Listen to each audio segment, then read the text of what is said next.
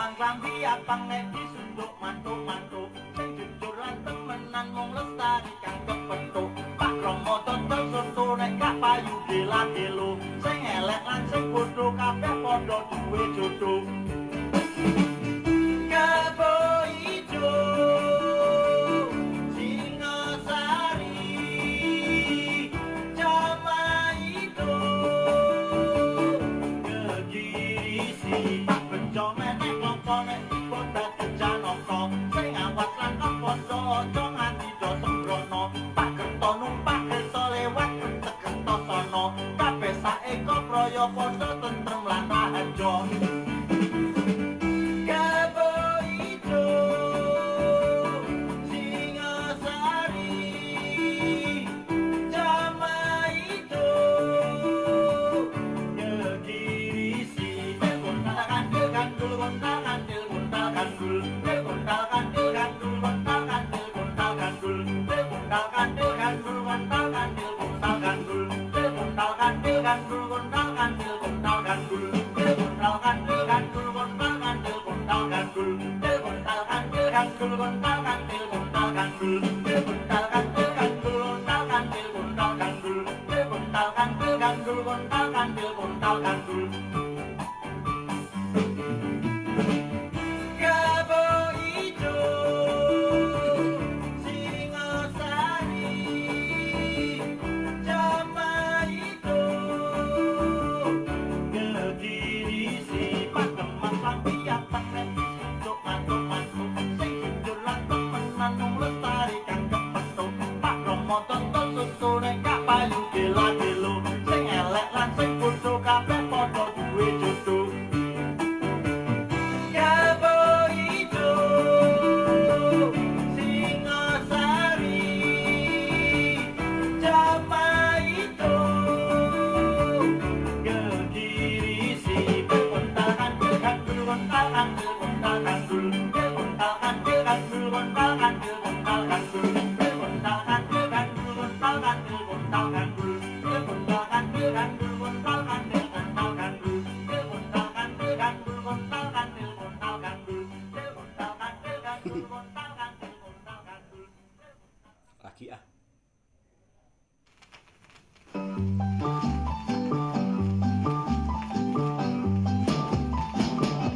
Pakemang klambi abang nek disunduk mantuk-mantuk, sing jujur lan temenan mung lestarikan kepethuk. Pak Romo tontol soto nek gak payu gila-gila, sing elek lan sing bodho kabeh padha duwe jodoh. Kebo ijo Singosari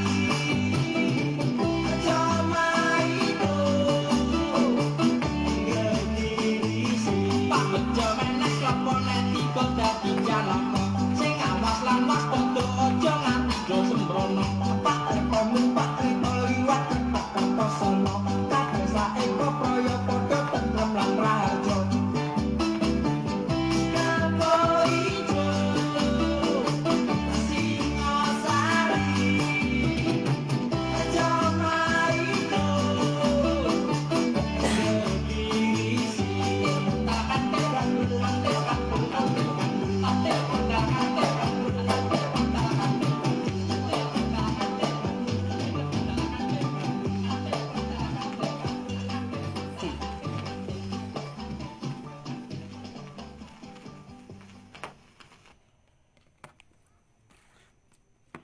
Pos-pos yang luar biasa. Top. Yuhu, cobain work from hotelku. Iklan.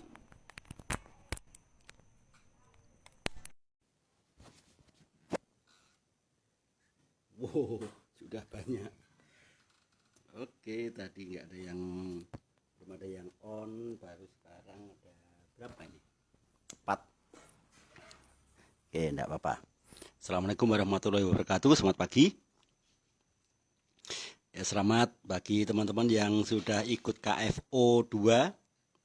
Anda dapat materi-materi yang sangat spesial, dan tadi dapat materi dari Pak Heri dan Ibu Warkati, pasangan Diamond Director baru. Dan saya ingat sekali Eh, dan tahu sekali perjalanan beliau menggeluti bisnis NASA, dan memang spektakuler ya, punya etos kerja yang luar biasa. Terus beliau berdua itu teachable. Teachable itu mudah diajari. Jadi dikasih satu ya beliau mengembangkan jadi dua. Diajari dua menjadi empat. Diajari empat menjadi 18. Dan memang beliau memang spektakuler sekali. Dan berani sekali untuk thinking out of the box ya.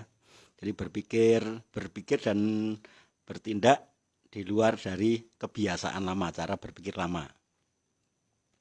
Terbukti ketika Bu Warkati itu balik ke Indonesia, beliau dari kerja di luar negeri ya, beliau langsung mendedikasikan dirinya sendiri untuk menjadi pebisnis. Dan alhamdulillahnya suami beliau juga mendukung dan spektakuler sekali. Dan saya udah datang ke sana baru satu kali ya. Ya baru satu Kak. Kalau nggak salah 2 kali. Ya saya datang ke sana itu 2 kali. Pertama itu NDO, yang kedua itu apa sih namanya? Kelas bisnis ya, kelas bisnis NASA. Ya saya datang sana 2 kali kayaknya, kalau nggak salah. 2 kali apa sekali ya? Malah nggak ingat saya. Jadinya 2 kali. Nah, 2 kali kunjungan saya ke sana, saya dengan anak istri, dan saya selalu tampil, istri saya pun juga selalu tampil, dan alhamdulillahnya baru kunjungan yang kedua beliau sudah peringkat Diamond Director. Ya, kunjungan saya ke sana 2 kali. Tapi kalau leader-leader yang lain seperti Pak Munir, kemudian Pak Zainal Effendi memang sudah luar biasa sekali. Mas Herman juga luar biasa sekali ke sana. Dan saya suka sekali dengan teknik-teknik duplikasi dari Bu Warkati itu. Memang betul-betul mantap.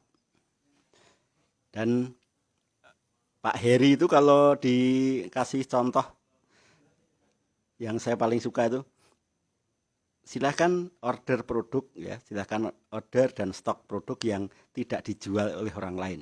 Dan beliau itu lakukan benar.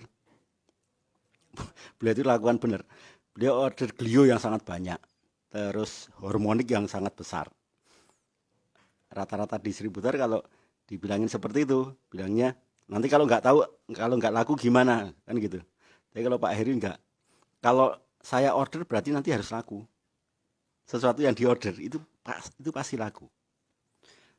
Dan ternyata beliau mulai stok harmonik itu yang 500 mili atau setengah liter, kemudian POC NASA yang 3 literan.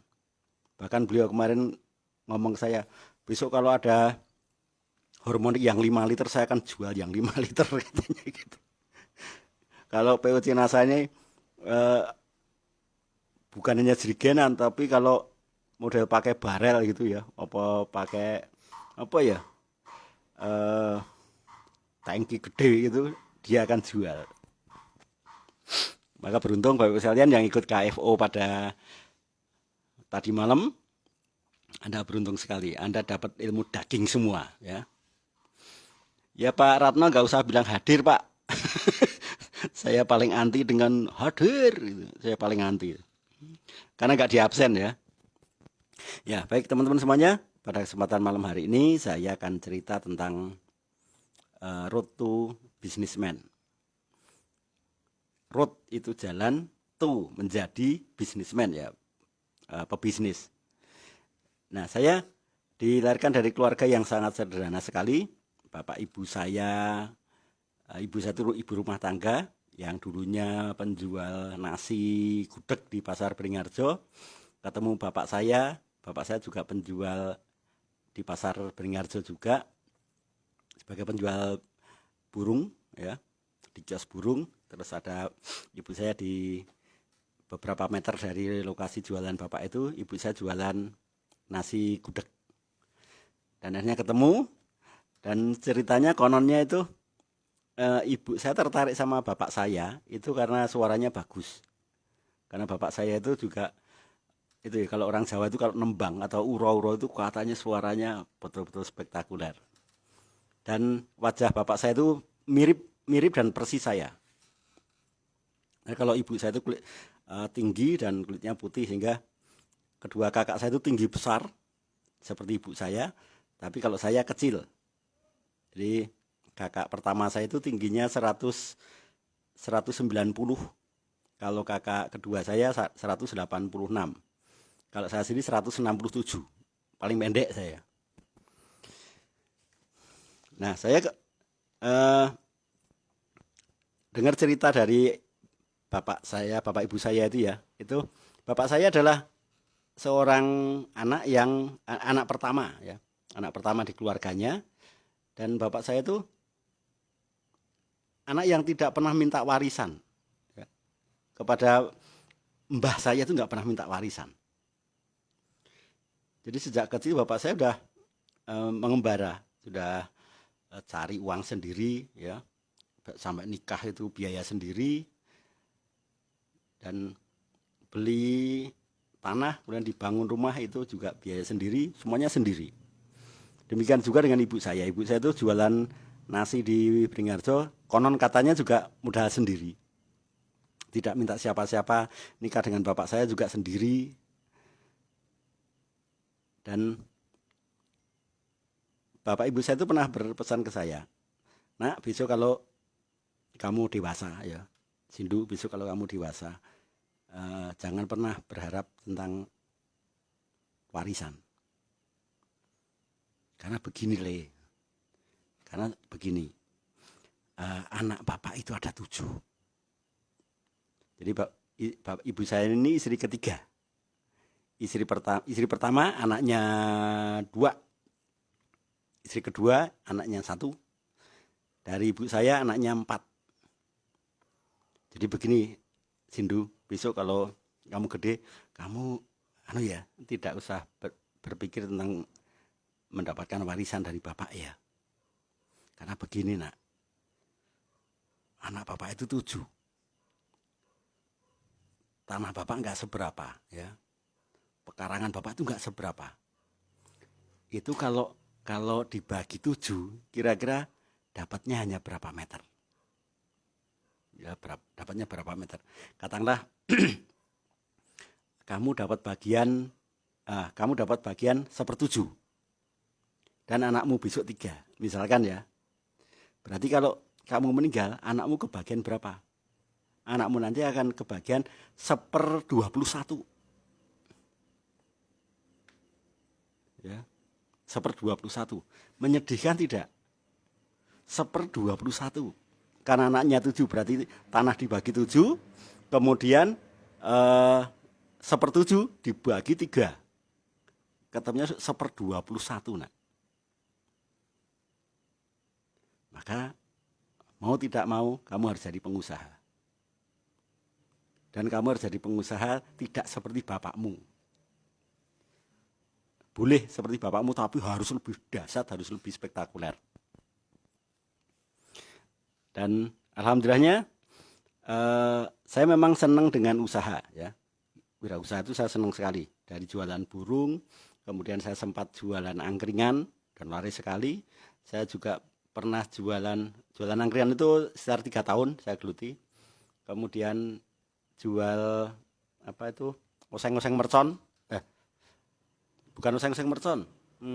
Tapi ini tongseng mentok. Ya, tongseng mentok itu saya pernah juga jualan. Dan laris juga. Buka angkringan juga laris. Buka pecel lele juga sangat laris. Terus saya jualan es kencur juga pernah. Dengan istri saya pernah jualan es kencur. Terus jualan burung spektakuler. Menggeluti dunia pengobatan alternatif juga spektakuler. Tapi dari sekian banyak profesi-profesi itu, saya tidak merasa jadi pengusaha. Saya tidak merasa jadi pengusaha. Saya itu hanya orang yang diatur oleh permodalan. jualan apa namanya, makanan misalkan, saya kan harus kulaan dulu. Setelah kulaan kemudian dimasak,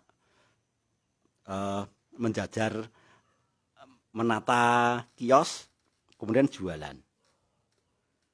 Jadi persiapan untuk bahan bakunya saja saya harus belanja dulu.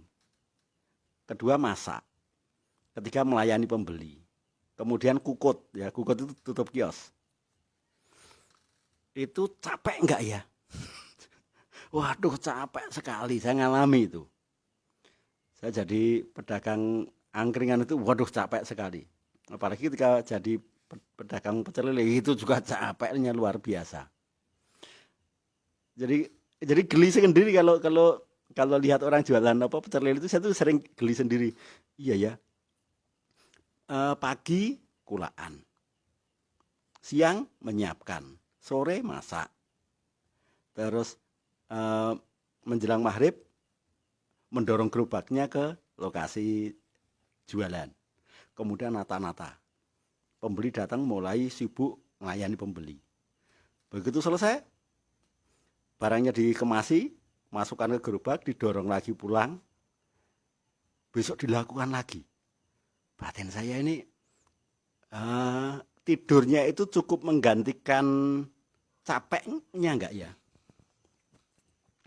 Tidurnya, tidur istirahat malamnya itu bisa enggak menggantikan capeknya tenaga yang terkuras dari pagi sampai malam? Saya rasa itu capek sekali. Enggak, secara fisik kita diforsir luar biasa. Dan penghasilannya berapa? Yang namanya jualan warung itu gede ya. Nasi itu gede. Keuntungannya 30 sampai 40% sampai 50% itu keuntungannya. Gede, tapi segede-gedenya keuntungan itu ya terbatas dari permodalannya kan. Bagaimana kalau dalam satu waktu warung saya itu dapat orderan misalkan. Mas, order pecel lele 5.000 porsi. Mati. Untungnya kayaknya gede kan. Tapi begitu dihajar 5.000 porsi. Waduh, saya harus menyediakan 5.000 lele, 5.000 piring nasi, 5.000 sendok sambel. Apa enggak kenger itu. Memang keuntungannya gede. Tapi habis tenaga saya. Nah, makanya di tahun 1998-an saya mulai belajar tentang bisnis. Dan saya mulai baca buku. Buku pertama yang saya baca, ya, buku bisnis pertama yang saya baca itu judulnya The Greatest Salesman. The Greatest Salesman in the World. Itu buku pertama yang saya baca.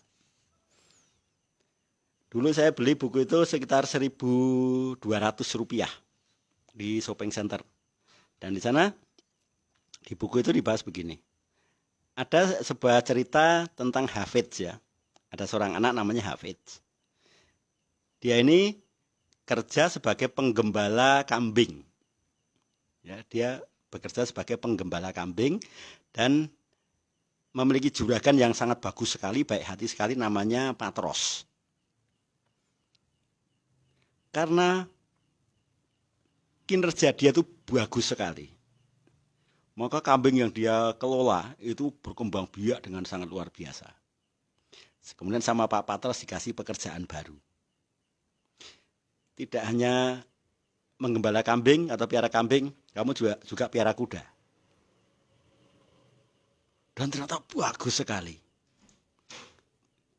Kemudian dikasih kepercayaan lagi, kamu pelihara onta. Ternyata juga berkembang pesat luar biasa. Peternakannya maju luar biasa. Hingga suatu ketika si Pak Patros tadi mengajak si Hafid untuk berkunjung ke rekanannya yang pesan kuda, pesan kambing, dan juga pesan onta. Karena teman bisnis yang sangat luar biasa, Pak Patros ini mengajak asistennya yang namanya si Hafid. Hafid, kamu kan yang ngerti kambing mana yang paling bagus, kuda mana yang paling bagus, onta mana yang paling bagus, karena mau dibeli oleh mitra saya namanya Pak Calneh.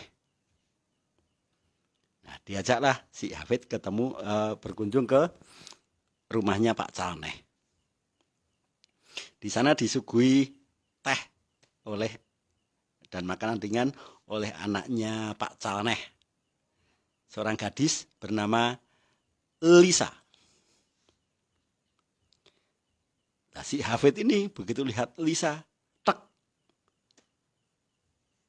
kelundung.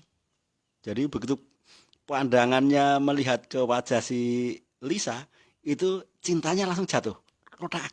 Gitu. Begitu lihat lagi, cintanya jatuh lagi, klotak. Lirik lagi, cintanya jatuh lagi, klotak. Dan dia sangat terpesona sekali dengan gadis cantik tadi.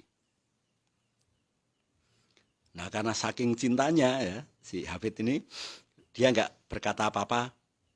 Setiap kali Pak Patros nunjuk, Fit, tolong pilihkan kuda yang paling bagus. Beliau hanya ngasih tanda-tanda. Mana kuda yang paling bagus? Ini.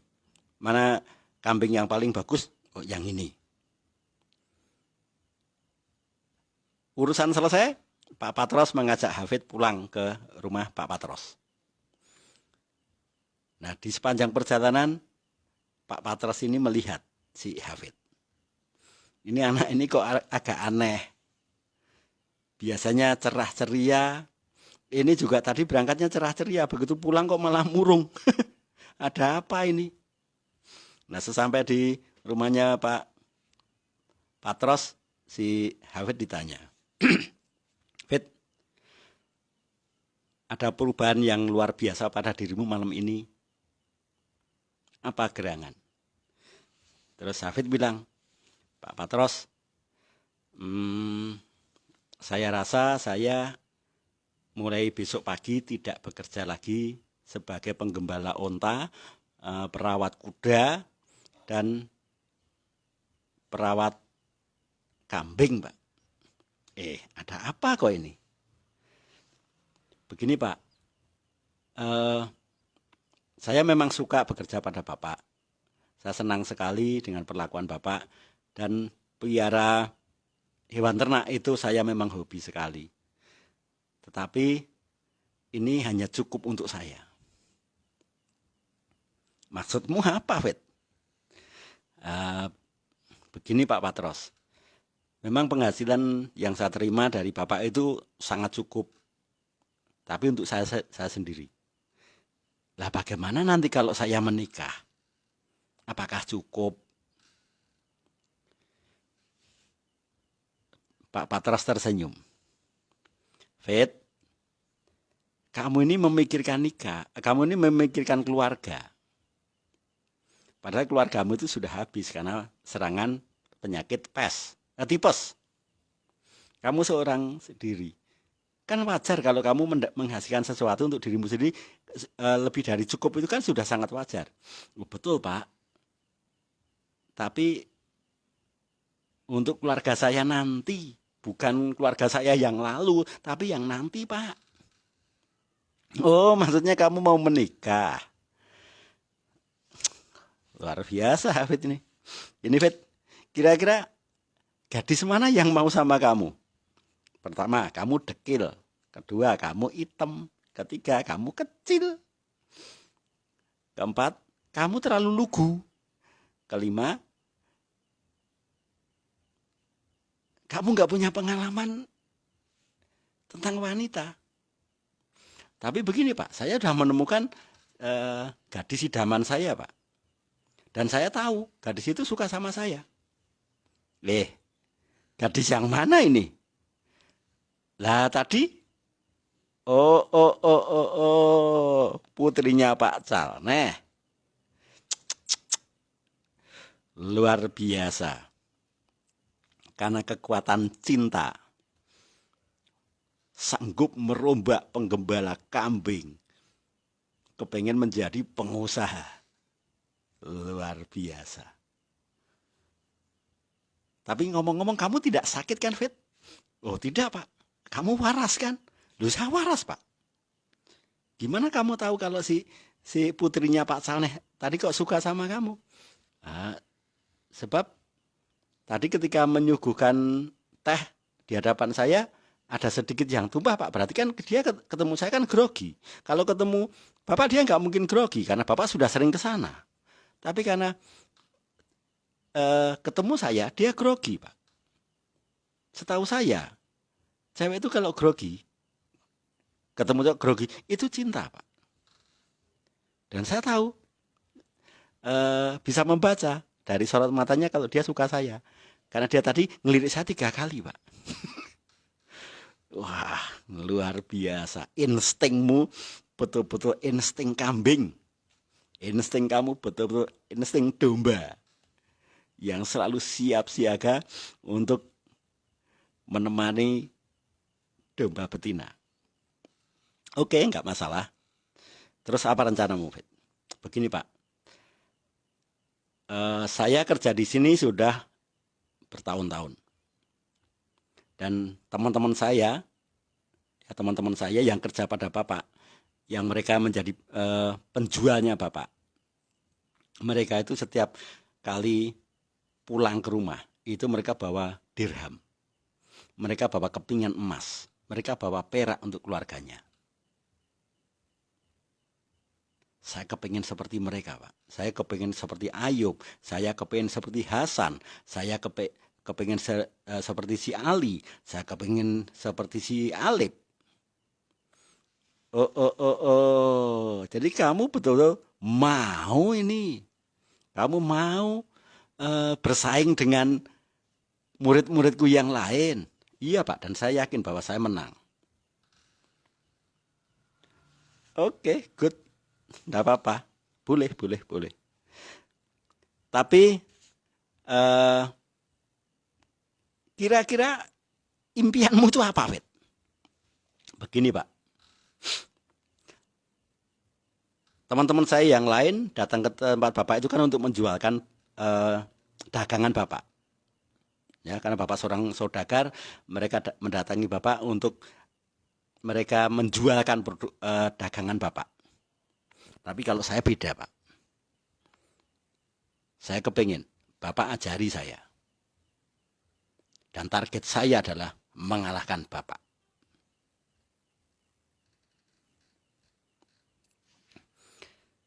Saya tidak sekedar menjualkan dagangan Bapak. Seperti teman-teman yang lain. Tapi saya kepingin menjadi saudagar. Dan target saya mengalahkan Pak Patros. Wow, ini pembedanya. Kalau yang lain itu datang ke sini untuk mencari pekerjaan. Mereka yang ke sini selalu minta pekerjaan. Nah, saya kasih pekerjaan untuk jualan. Dari pebisnis, seharusnya aku latih kamu. Tapi kamu nggak pernah ngaku. Ya, kamu nggak pernah ngaku. Tujuanmu ke sini ngapain? Ternyata kamu ke sini minta pekerjaan. Nah, saya kasih pekerjaan. Tapi kali ini kamu tidak datang kedua kali, tapi kamu kepengen berubah menjadi seorang saudagar. Oke, tidak masalah. Saya latih. Nah sekarang, kenapa kamu kepengen menjadi saudagar dan kepengen mengalahkan saya? Begini Pak, terus terang. Kalau Lisa itu mau menikahi orang seperti saya, mau menikah dengan saya, kira-kira apa kata dunia? Ada orang akan mengatakan, oh ternyata Lisa itu cantik-cantik, tapi agak soak. Kok mau-maunya menikah sama Hafid si tukang gembala, yang aroma kambingnya menyengat. Terus apa kata dunia lagi Pak? Yaitu teman-teman Pak Calneh. Calneh ini sudah soak ya? Sudah gila ya? Sudah kentir ya? Sudah gendeng ya? Lawang banyak saudagar-saudagar punya anak ganteng-ganteng. Lah kok malah memilih punya menantu si Hafid? Ini kesambet setan mana ini? Atau orang-orang lain mengatakan, wah ampuh ya si Hafid, bisa dapat dukun ampuh sehingga bisa mengguna-guna si Lisa. Yang diguna-guna nggak satu orang lagi, 2 orang, Lisa dan bapaknya. Nah, jadi begini Pak, kalau saya tidak bisa sukses dalam waktu 2 tahun dan bisa mengalahkan Bapak, saya mending tidak nikah.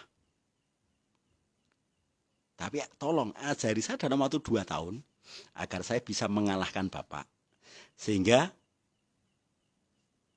Pak Calneh bangga punya menantu saya, Lisa bangga menjadi istri saya, dan sekali lagi di mana-mana saya akan menyebutkan Pak Patros sebagai guru terbesar saya. Itu buku yang saya baca. Itu buku yang saya baca. Dan buku itu saya baca tidak hanya sekali, tapi setiap hari saya baca. Bangun tidur saya baca, ketika makan saya makan sambil baca. Bahkan ketika saya pun saya baca. Mau tidur saya baca. Di bagian itu yang saya baca. Akhirnya Pak Calneh mengangkat si Hafid menjadi murid. Oke, Hafid, sekarang kamu jadi muridku. Kamu bukan karyawan, tapi kita sekarang bermitra. Dan kamu akan saya latih. Yang pertama, kamu harus tahan. Dan kamu akan saya perkenalkan dengan yang namanya kesulitan. Ya. Pertama kali kamu harus aku kenalkan namanya kesulitan. Silahkan jual ini jubah. Jubah ini jubah termahal. Dan saya sudah bisa menjual jubah ini beberapa ratus potong. Yang beli raja-raja dari Yordania, dari Mesir, dari Yerusalem, bahkan dari negara Italia pun pada beli. Orang-orang Kuwait juga beli. Nah, silahkan ini kamu saya serai jubah. Dan kamu hanya boleh menjual jubah ini ke Bethlehem. Setahu Hafid, Bethlehem adalah kota yang asik. Sangat asik. Dan Hafid hanya diperbolehkan menjual jubah itu ke Bethlehem. Di kota lain tidak boleh. Akhirnya si Hafid berangkat ke Bethlehem untuk menawarkan jubahnya. Untuk menjualkan jubah dari Pak Pak Patros. Ya. Begitu sampai Bethlehem, si Hafid terkaget-kaget. Ternyata Bethlehem ini sekarang sudah jadi kota yang berubah. Yang dulunya terkenal makmur, yang dulunya terkenal luar biasa, sekarang bahkan untuk membeli pakaian sederhana saja sudah mewah. Karena mereka ternyata miskin sekali. Adanya perampok, gelandangan. Dan si Hafid harus menawarkan itu. Ketika menawarkan sudah dilempar duluan. Saya butuh makan, nggak butuh jubah. Saya harus makan, saya nggak butuh jubah. Dan si Hafid sudah mengalami 1000 penolakan di hari pertama. Di hari kedua mengalami 1000 penolakan. Karena betul-betul kotanya sangat miskin. Hari keempat, ya, hari keempat, hari terakhir si Hafid, dan dia harus laporan kepada Pak Patros. Dan ternyata di hari keempat itu, Hafid sudah tidak punya uang lagi, semua gajinya habis untuk semua tabungan dia habis untuk hidup ketika dia menjalankan pelatihan pertamanya menjadi pebisnis itu. Tadinya dia menginap di penginapan, ya. Lama-lama dia sekarang nginepnya di gua. Ketika dia kembali ke gua, dia kaget. ternyata di sana ada sepasang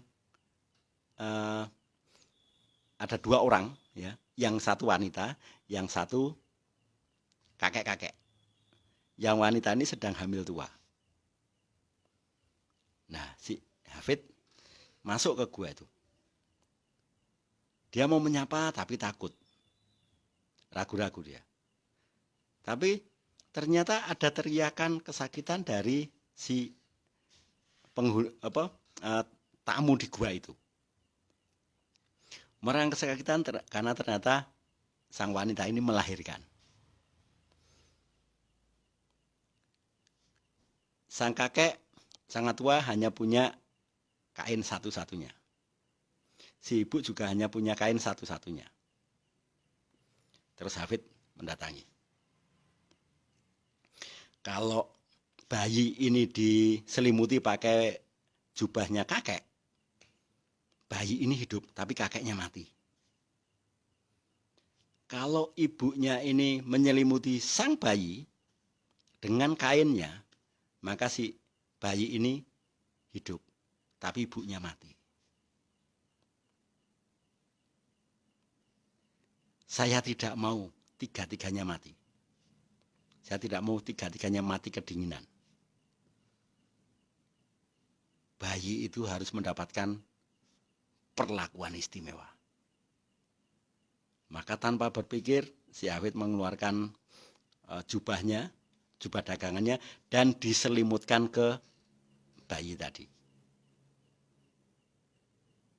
Dan dia langsung lari keluar dari gua. Setelah sang kakek mengucapkan terima kasih, nak, si ibu muda yang baru melahirkan anak ini mencubitnya, terima kasih, engkau telah menyelamatkan anakku. Dan si Hafid langsung lari pulang untuk segera ketemu laporan pada si Pak Patros. Dia lari sampai dia kehabisan tenaga, dan begitu sampai di depan rumahnya Pak Patros pingsan. Dan Pak Patros lihat. Dia terpesona sekali karena dia lihat di atas itu ada bintang-bintang yang sangat gemerlapan.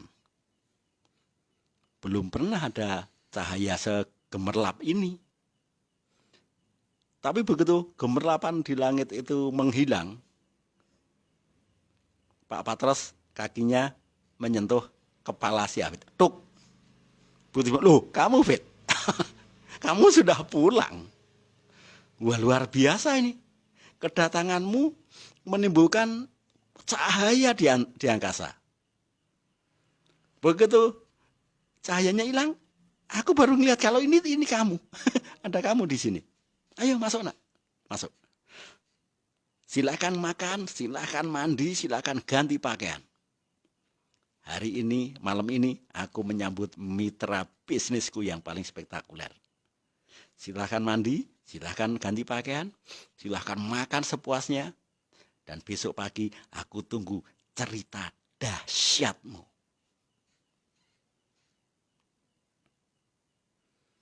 Hafid bingung, dia mau ngomong apa ini. Sambil mandi, sambil makan, dia bingung. Nanti besok pagi kalau Pak Patros nanya, mana jubahmu? Aku mau ngomong apa ini? Kalau aku ngomong dirampok, yang namanya perampok itu, ya, di padang pasir, yang namanya orang merampok itu pasti sekaligus membunuh. Tapi aku sakit pun tidak. Aku lecet tidak. Badanku luka juga tidak. Benjol pun tidak. Terus, atau aku nanti laporan ditipu.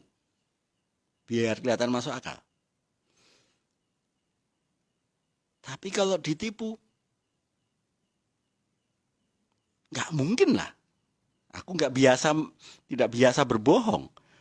Orang-orang tahu kalau aku tuh cerdas. Masa aku sampai bisa ditipu? Atau aku jujur saja kepada Pak Patros, dan nanti aku akan cerita memberikan jubah itu kepada orang yang tidak dikenal. Ada 3 pilihan ini. 2 jujur, 1 jujur.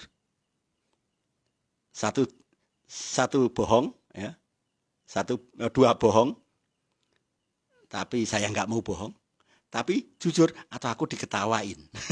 Dikira saking goblokmu, orang tidak kenal kok kamu kasih. Barang mahal lagi, jubah kulit istimewa lagi, ada cap merek terkenal lagi. Dan sisa malam itu si Hafid tidak bisa tidur. Paginya setelah sarapan, Hafid diajak keliling ke istananya Pak Patros. Hafid, kamu pengen punya ruang tamu seperti ini? Pengen sekali, Pak. Pengen punya kamar seperti ini? Pengen, Pak. Pengen punya hiasan-hiasan ini semuanya? Pengen, Pak. Sekedar pengen? Oh tidak, Pak. Saya kepengen 5 kali lipat dari jumlahnya ini dan bagusnya ini. Wah, luar biasa ini mitraku, muridku yang spektakuler. Tolong Fit, ceritakan pengalamanmu selama 4 hari. Dan akhirnya Hafid cerita dengan sangat jujur.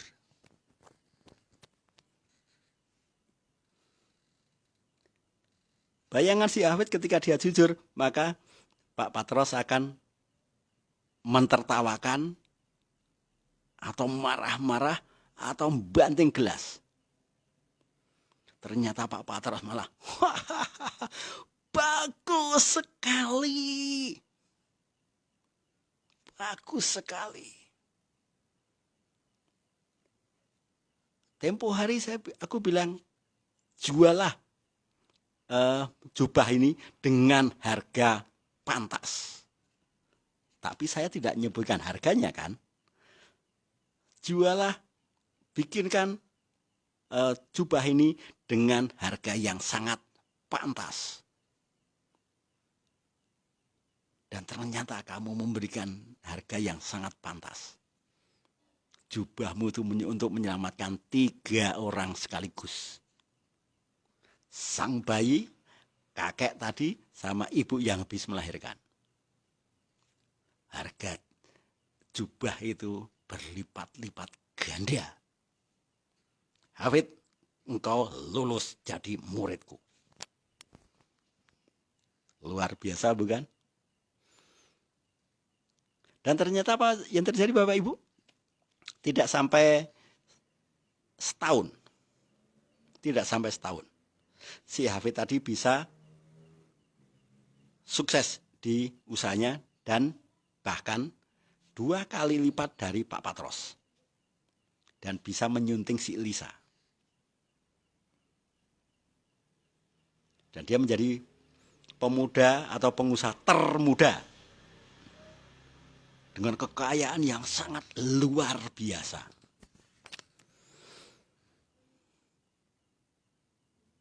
Nah, buku itu saya baca terus, Pak Ibu. Saya baca terus. Saya harus menjadi Hafid. Ceritanya hampir sama ini. Maka besok ketika saya ketemu orang yang tepat, saya akan minta dia untuk ngajari saya angkat beliau sebagai guru saya.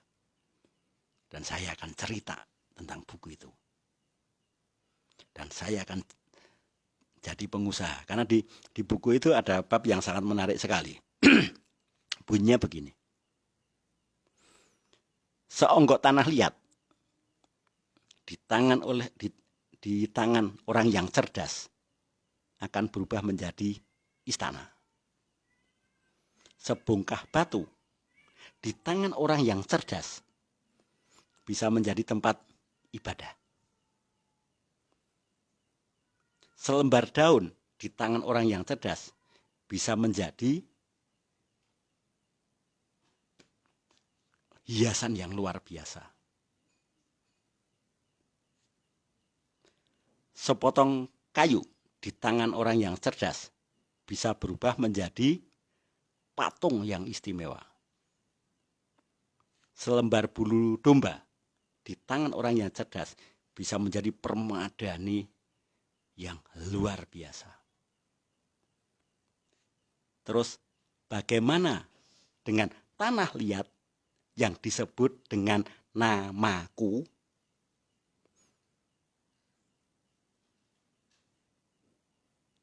seonggok tanah liat saja di tangan orang yang cerdas bisa menjadi istana. Lalu bagaimana dengan seonggok tanah liat yang disebut dengan namaku? Apakah aku termasuk orang yang cerdas atau orang biasa saja yang tanah liatnya hanya menjadi debu? Atau saya seonggok tanah liat tapi saya juga punya tangan yang istimewa dan kecerdasanku luar biasa sehingga mampu mengubah seonggok tanah liat menjadi 2 istana.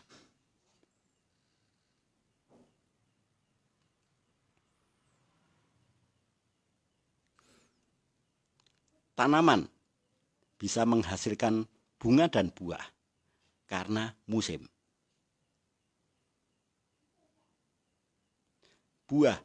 Tanaman buah bisa menghasilkan buah karena faktor musim.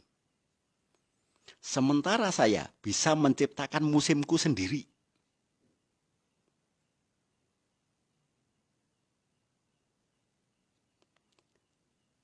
Biji gandum memiliki 2 kemungkinan. Yang pertama, diremukkan dengan batu, kemudian dibuat menjadi roti, dan menjadi pakan babi. Pilihan kedua, sebiji gandum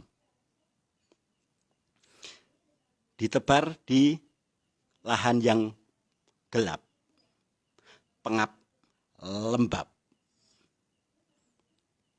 diasuh oleh teriknya matahari dan diguyur dengan derasnya air hujan. Tapi si biji gandum akan menjadi bibit gandum. Dan dari bibit gandum akan menghasilkan ribuan jutaan butir-butir gandum yang lain dan dia bisa melipat gandakan dirinya sendiri.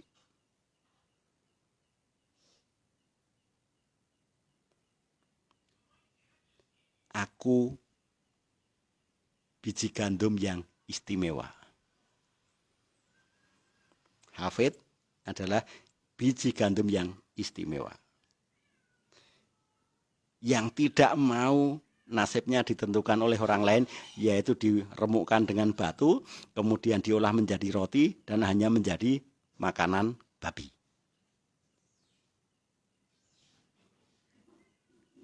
Dan aku bisa menanam diriku sendiri di mana saja. Saya bisa menciptakan musim bagi diriku sendiri. Saya bisa menyirami diriku sendiri. Saya bisa menyinari diriku sendiri. Karena aku adalah gandum yang istimewa. 1 biji bisa menghasilkan hektaran. Ratusan hektar. Karena aku adalah gandum yang istimewa.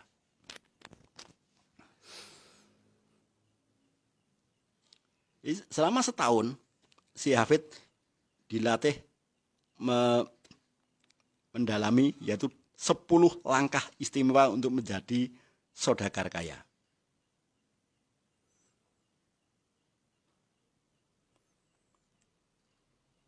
Dan beliau berbagi.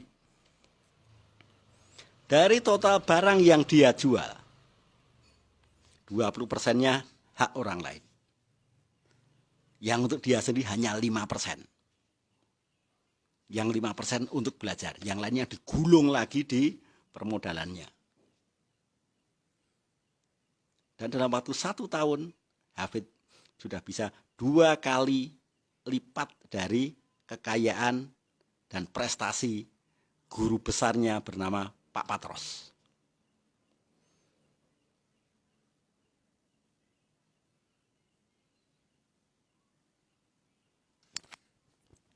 Buku itu yang mengilhami banyak sekali pengusaha-pengusaha sukses di muka bumi ini. Pendiri Wall Street itu juga baca buku itu. Bahkan grup-grup band rock yang sampai sekarang ini masih dapat royalti, yang umurnya panjang, yang lagunya enak didengar sampai kapanpun usia berapapun, ternyata juga membaca buku itu. Dan saya praktekkan buku itu. Saya praktekkan, benar-benar praktekkan.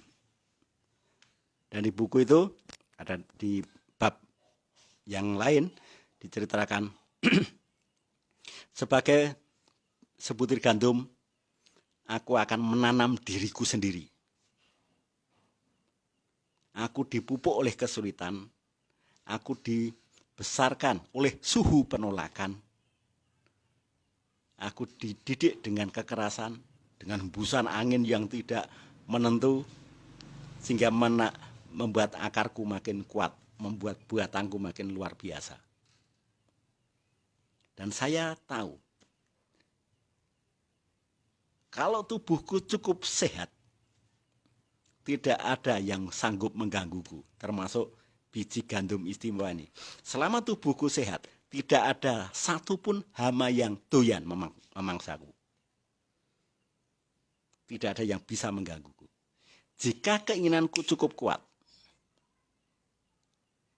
maka semua gangguan itu irama yang indah di telinga saya. Jika keinginanku untuk maju cukup kuat, maka hambatan itu adalah selingan-selingan makanan pedas yang aku hampiri.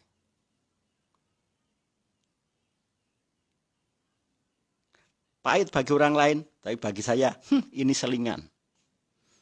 Bagi orang lain, ini menyakitkan. Bagi saya, ini juga selingan. Karena di depan sana, saya akan menjemput kesuksesan saya. Dan 1 tahun ke depan, aku akan menikahi gadis cantik bernama Lisa.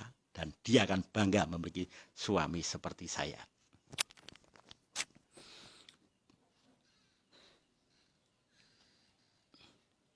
Dan alhamdulillahnya Bapak Ibu, semua top leader di NASA saya beri hadiah buku tadi. Termasuk Pak Hana. Karena saya cari buku itu, dan sampai kemudian saya ketemu seorang publisher, dan saya minta untuk mencetak ulang dan ternyata bisa.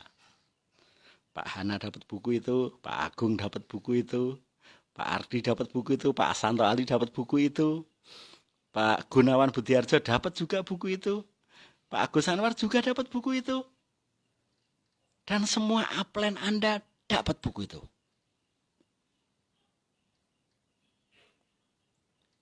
Saya bilang kepada upline-upline Anda semua,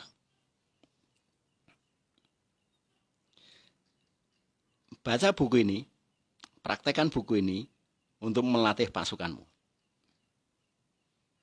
Jangan latihkan ini ke pasukanmu kalau kamu sendiri nggak baca. Pak Munir dapat buku itu. Pak Purwo dapat buku itu. Mas Abror dapat buku itu. Almarhum Pak Heru Pardono dapat buku itu. Dan di home sharing saya, mereka harus membacakan buku itu di depan saya. Membaca dengan sepenuh hati, membaca dengan penuh penghayatan, membaca penuh emosi, sampai kalau perlu membaca sambil menangis. Karena soul buku itu hanya dibaca kalau sesuai dengan perasaan. Tidak bisa dibaca dengan di batin, nggak bisa. Dan buku itu menjadi fondasi pertama ketika saya menjalankan sebuah bisnis, termasuk bisnis NASA ini. Karena kalau di usaha saya yang lain, saya mempraktikkan buku itu nggak bisa-bisa. Karena di buku itu juga diajarkan tidak boleh marah. Tidak boleh marah, tidak boleh mengumpat, tidak boleh mengeluarkan kata-kata kotor. Karena sekali mengeluarkan kata-kata kotor ya, atau marah, itu harus ngulang dari nol. Dan di buku itu semua orang dicetak menjadi hafid.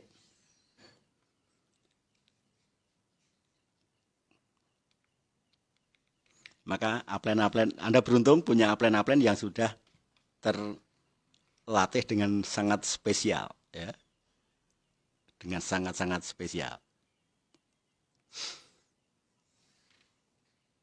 Oke, itu saja teman-teman semuanya. Jadi Di bisnis NASA ini kita tidak hanya dicetak untuk menjadi penjual, tapi kita dicetak untuk, kita akan diajarkan, kita akan dilatih untuk orang-orang yang memecahkan rekor sendiri. Yaitu rekor siapa? Rekor prestasi dari guru-guru kita, rekor prestasi dari orang tua kita, bahkan rekor prestasi orang-orang tokoh-tokoh masyarakat di lingkungan kita. Dan ternyata di NASA bisa.